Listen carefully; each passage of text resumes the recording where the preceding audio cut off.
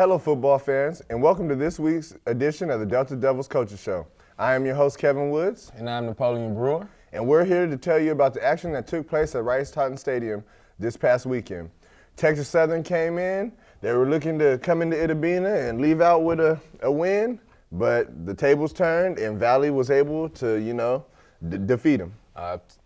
Consecutive years in a row now, Valley has been able to beat Texas Southern, so it looks like Coach Morgan has their number. Yeah, 3 years in a row, and it wasn't as bad as last year. They got a pretty bad beating.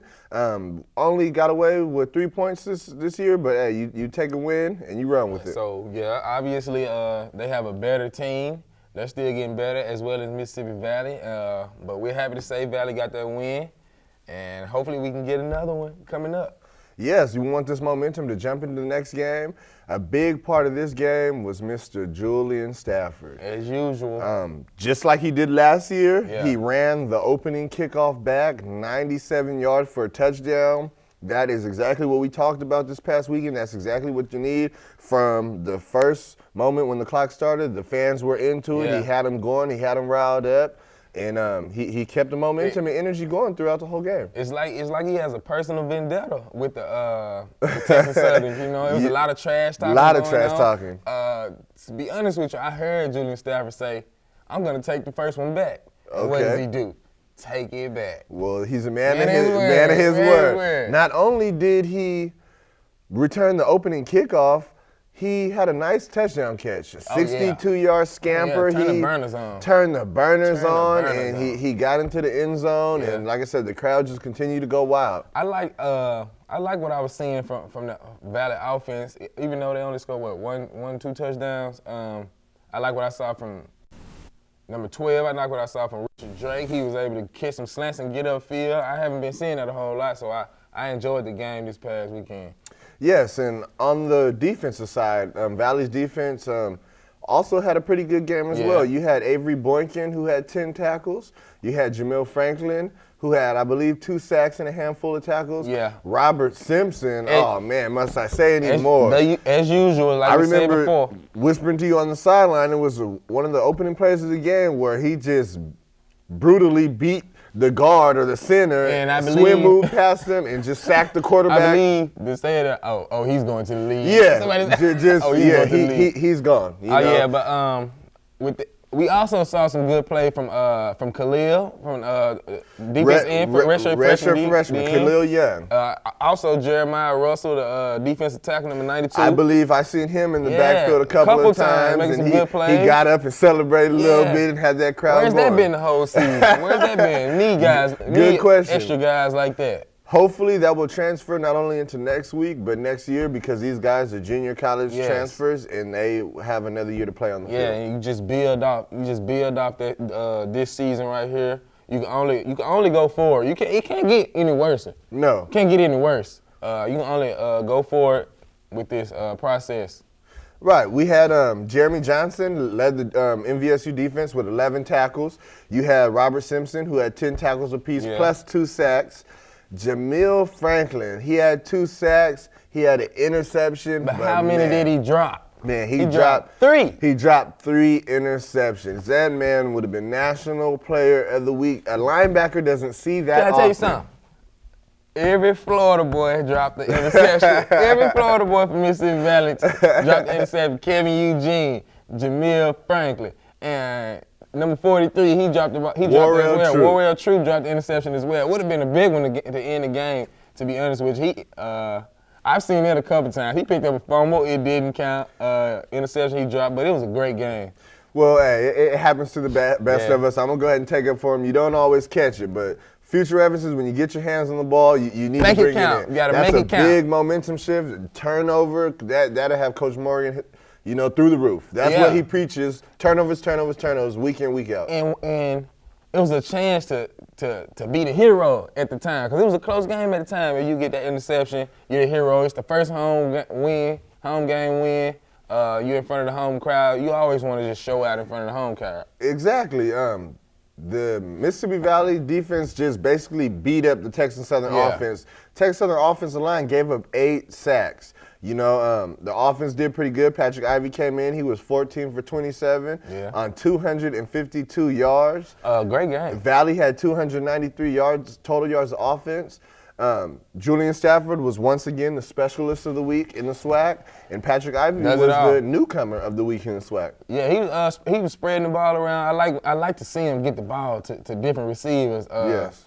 Valley actually has some explosive receivers in Richard Drake, Julian Stafford, and Jarrell Moore. Jarrell Moore. Can't not forget Jarrell Moore. He would catch the ball.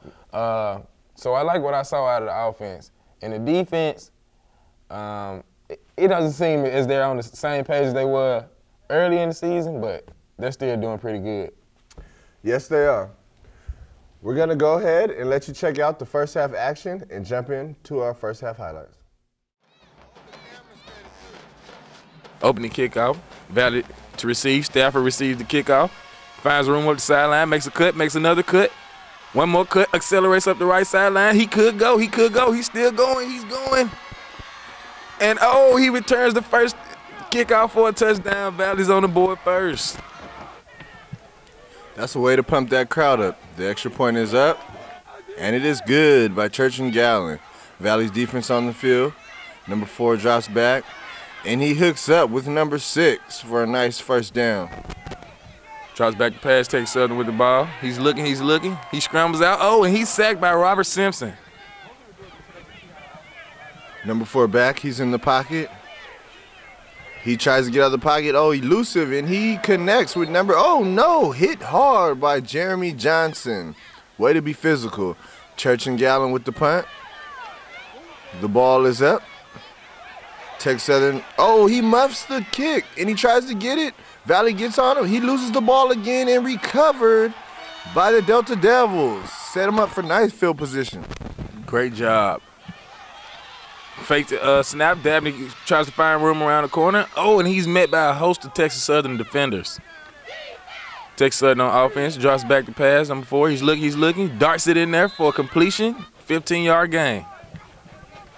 Homer Kazi drops back. And it's a run. Avery Boykin comes up. And a nice tackle flips the running back. Delta Devils back on defense. Homer Kazi airs the ball out. And it's a drop off his fingertips.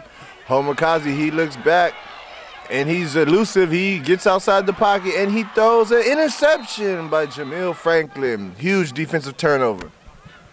Kazi back beyond the snap. Draw play, he's running.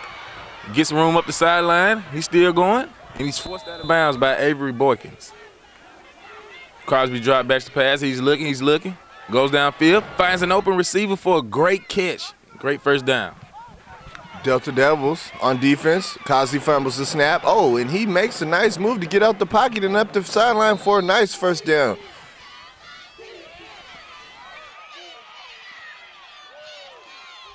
Up and makes a nice tackle. They tried that field goal, and it is good. They get 3 points on the board. Patrick Ivey back in the pocket and connects with Richard Drake for a nice first down gain. The field goal is up, and it's good. Church and Gallon with the 30-yard field goal. Crosby drops back. He's looking. He decides to pull it down and scramble. Finds one man. Whoops. Up. Met by Bud Atkinson for the tackle. Patrick Ivey looking, finds Julian Stafford. I don't think they're going to catch him. Look at that speed on that guy. He breaks away from the defense, drags a couple guys. Touchdown, Mississippi Valley. Extra point up, and it's good. Delta Devils back on defense. Homer Kazi in the pocket. He tries to run, but he can't. He's met by the Delta Devils as they get a sack. Hands the ball off 27, doing some nice running, nice spin. Way to avoid the tackle. Homer Kazi gets the snap. He's looking for a wide receiver, and he takes it down. He runs for a nice first down gain, wrapped up by Jeremy Johnson. Crosby under the snap, takes a snap. He's looking, finds an open receiver on the sideline. Great. No, incompletion. Crosby under the snap. He's looking for a receiver. Darts it in there. Touchdown, Texas Southern. Great throw, great catch. Patrick Ivey back in the pocket. airs the ball out. And who is it? It's Jarrell Moore with the nice grab. The field goes up, and it is good. The Delta Devils, something we haven't always seen this season. They were up going into the half. Yeah. Like we said before, if they can beat you in the first half, then I don't know how much luck you're going to have in that second half. Right, and this was something we were not expecting to see. Valley going into the locker room, 17-10. They come out. We know Valley's the first half team this year. We were expecting them to go flat, but something they did, they came out and, you know, they might not have put as much points on the board as they did first half, but they were able to finish that game off and come out with a 20-17 victory. Yeah, but with that being said, Texas Southern left a lot of plays on the field, a lot of opportunities to do a lot of big things, and they left it on the field. And Valley was able to take advantage of it this time and come away with the victory, and I wouldn't have it any other way. Right. Once you say they left a lot of plays on the field, one play that stood out to me was when number 4, the quarterback, he play action, and number 2 was wide open. He got behind the defenders, and he threw a nice ball. Nice ball. And it just went off the wide receiver's fingertips. That was a big play in the game. If that touchdown, that was actually a touchdown play. If he caught that touchdown, you don't catch breaks like that often on defense. Right. So you need to thank the football guys or something because you were saved. That can't happen. That's the time he has to step up and make that play right there. Exactly. But with that being said, a lot of injuries plagued both teams. Yes. They were missing key players. I know they missed the running back Davion Porter, their key wide receiver, and Fred Plummer didn't play as well. But Valley's missing a lot of guys. You didn't have Brandon Poe playing. No, you didn't.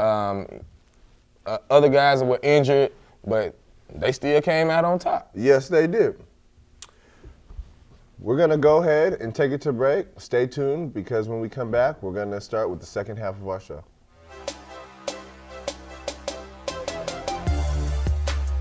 Langston Hughes once asked an interesting question. What happens to a deferred dream? Well, here at Mississippi Valley State University, we answer. Deferred dreams can be realized. Have you ever wanted to return to college and complete your undergraduate degree? Will obtaining your undergraduate degree increase your chances for a promotion at your job?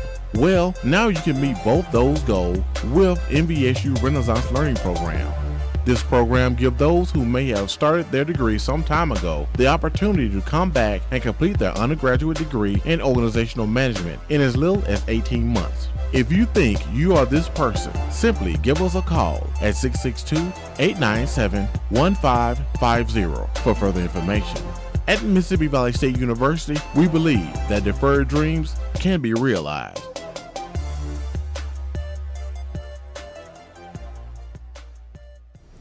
Hello, my name is Portia Cummings, and I'm a graduate of Mississippi Valley State University. My degree was in mass communications with emphasis in broadcasting. My degree has taken me to great heights with an internship at Cox Radio and a job with ABC Birmingham. Mississippi Valley has helped me and qualify and train me in my professional studies. Mississippi Valley has left me with endless opportunities. Let them help you. The B.B. King Recording Studio here at Mississippi Valley State University has the tools you need to get you started in audio and music production. You can come and get the training you need in audio engineering with state-of-the-art equipment and get in the hands-on experience with software and hardware. You're heading in the right direction for success. So come by and visit the B.B. King Recording Studio here on Mississippi Valley State University campus. For more information, call 662-254-3112. And thank you for staying tuned. We're going to go ahead and jump into the second half of our show.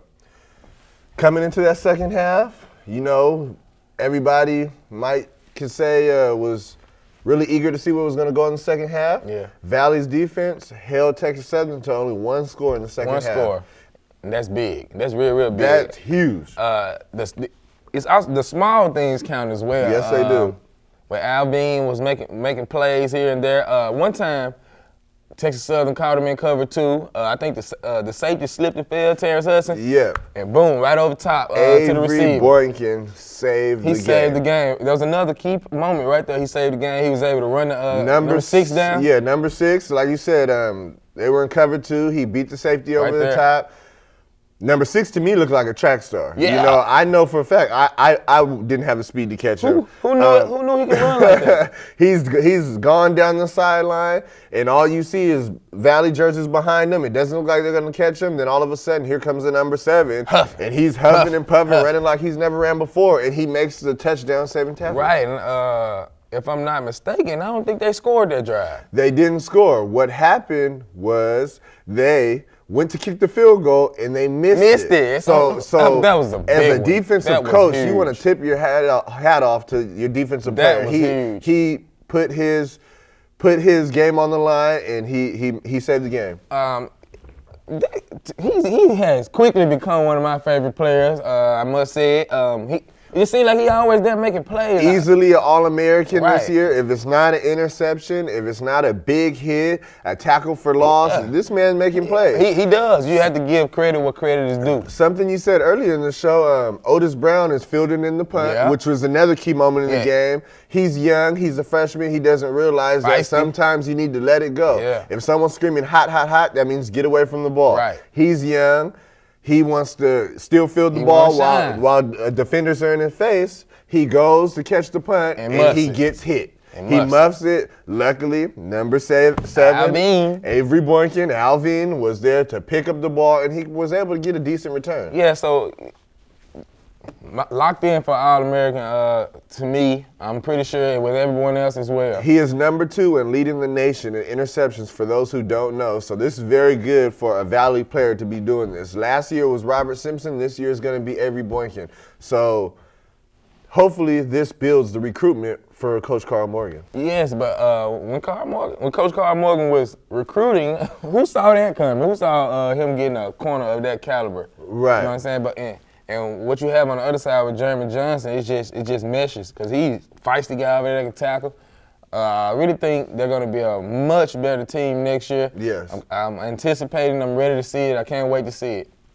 Me either. On the other hand, like you said, Texas Southern, both their wide receivers, Shipman and Clark, both had career days. You had Shipman with 8 catches for 192 yards. That's almost 200 yards. Yeah, 8 catches. He only touched the That's ball number 8 6, right? times. Number 6. Number And 6. then we also had Clark, 9 catches with 105 yards. That was number 2.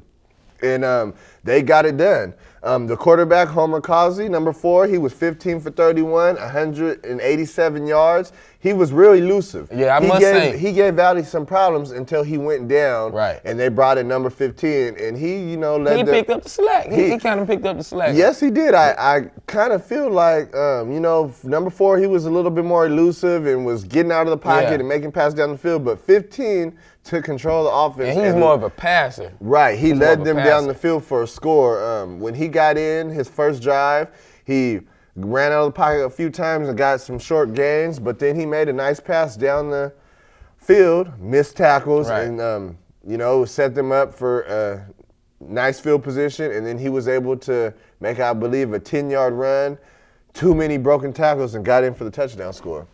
Valley has been dealing with the double quarterback duo for a couple weeks now, where the second string quarterback is just as good as the first one. So they come in, they make plays, but what I can say, number 4 was very elusive. My first train of thought was, this guy's a receiver. Yeah, he's very quick. He looked like a receiver He's very quick. in a quarterback position. Yes, Made a you're lot right. of people miss. But, Too many people. Too many people miss. Too many tackles were missed. Let's talk about another guy who played a major part in this game, Churchill Gallon. Churchill Gallon, great game. He didn't seem rattled at all, made all of his kicks, was smiling all day. He just seemed to have a great day, a great time playing the game of football that day. Right, earlier in the season, some people take, field goal kickers for granted. Yeah, and not earlier in him. the season, when you see him and his swagger and Yeah, he's little number turkey. 8, you think, hey, you're a kicker, A kicker, be a But then kicker. when the game comes down to the line and he's making those kicks and Do what you want to the do. only points you got on the scoreboard are field goals, you got to top your hat off to him too. Yeah, Church and Gallon has brought a lot to the special teams here at Mississippi Valley State, Yes. and he's going to be one of the better kickers to ever come through here. I like what I see from him. He can punt, He can place kick, and he can kick field goal. He has a leg. Shout out to him. I think he's going to be an all-swag kicker here before it's said and done. So big ups to Church and Gallon. Yes, and he made 2 major field goals, including, the last 3 points. That's what you need to win the game. And like you said, he was 100% on all his PATs. The thing is, well, he may have missed some extra points, but I didn't doubt that he was going to make them kicks. I actually believed that he would make it before he missed. I was like, let him kick it. After seeing that for this season so far, I believe the same as well. Yeah, I do too. We're going to go ahead and jump into the second half highlights and let you see the high-flying action. Nice pass by Kazi. He steps back in the pocket. He runs. Is he able to make something happen? No. Only a 2-yard gain, and he's hit hard by Antonio Benson. Kazi under center. He drops back. He's looking. Oh, and Jeremiah Russell with the nice sack. Crosby on the snap. He takes the snap. He's looking, scrambles out, pressure, he throws the ball. Oh, and it's almost intercepted by Jamil Franklin. Crosby rolls out to the left. He's looking. And he's sacked by a host of defenders. Patrick Ivey back. And he's scrambling. He's looking for a receiver. He's still scrambling. Oh, and he finds Kenneth Dabney on the sideline. Crosby looking. He brings the ball down. He's scrambling. He's going up the sideline. He forced out of bounds. Oh, and we have a new quarterback in the game who completes a nice catch for a first down. It seems as Kazi went down with the injury, and 15 had to come in and step up. Once again, Russell's making plays. He's back in the pocket, and he completes a nice pass on the sideline to 85. Back in shotgun, he's in the pocket. I think he's going to run with this one. And he does, and forced out of bounds by Jeremy Johnson. Drops back. He's looking. Oh, he finds a receiver. He slips by 1 tackle, 10-yard gain, good yardage. He drops back. He's looking. He runs. He's still up. Oh, and a great run, and got the touchdown. Great run. Patrick Ivey drops back. He's looking. He throws the ball to Julian Stafford for another catch and a great 15-yard gain. That's the way to fight for yardage.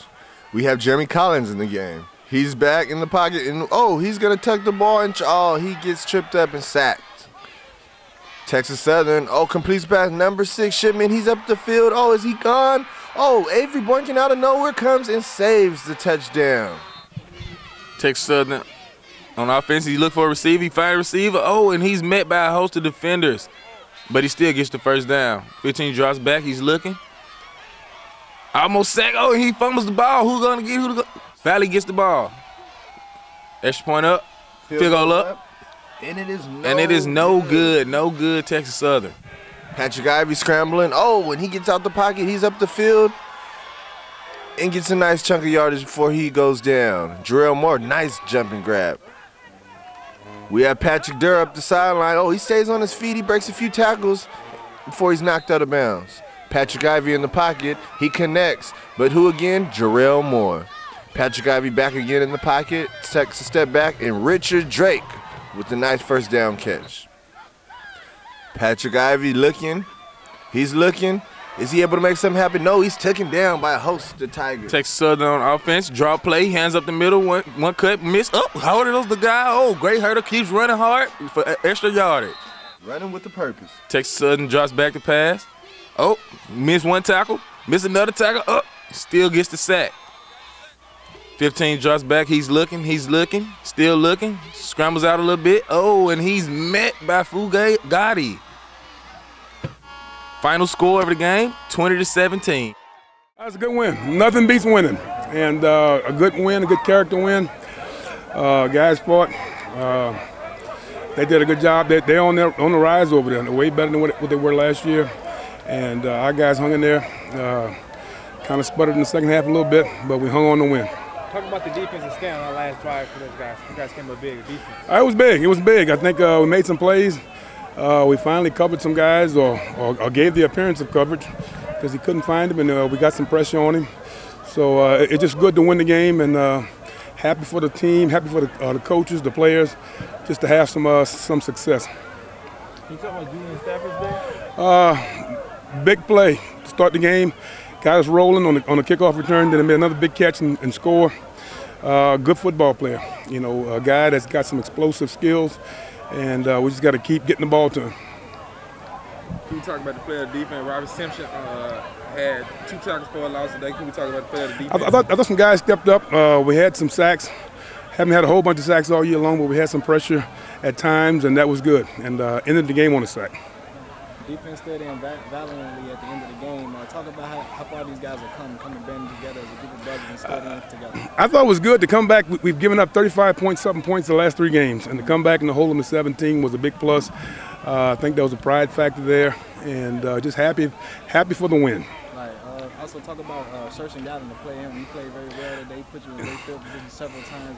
Good field goals as well. Yeah, he's a guy that's going to be a real good football player, real good kicker here. He's really helped our kicking game, punted well, and made his extra points and field goal. What's the message right now going to the locker room with these guys? Getting a win. Enjoy it. Remember how it feels.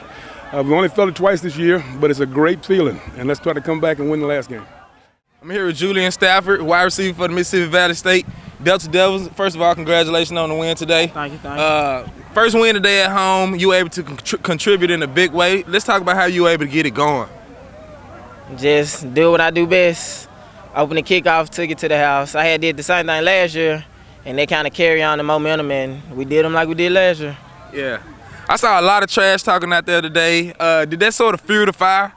It kind of did, because it's like they kind of lost all their momentum. Like after I caught the first touchdown, it's like they was out of it after that and just kept talking noise. It kept bringing them down.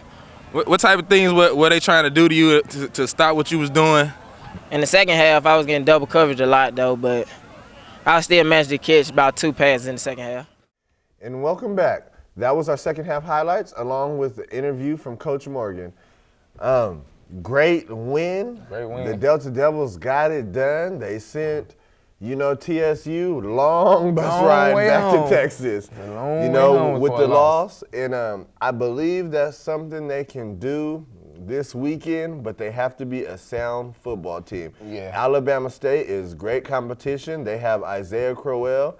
They lost this past weekend to Southern. So it shows they're very beatable. Valley, played Southern earlier this year here at Ricetown Stadium, and it was a very close game. So I believe Coach Morgan has the defensive strategy, the defensive mind to get out there and get to work and come out with a win.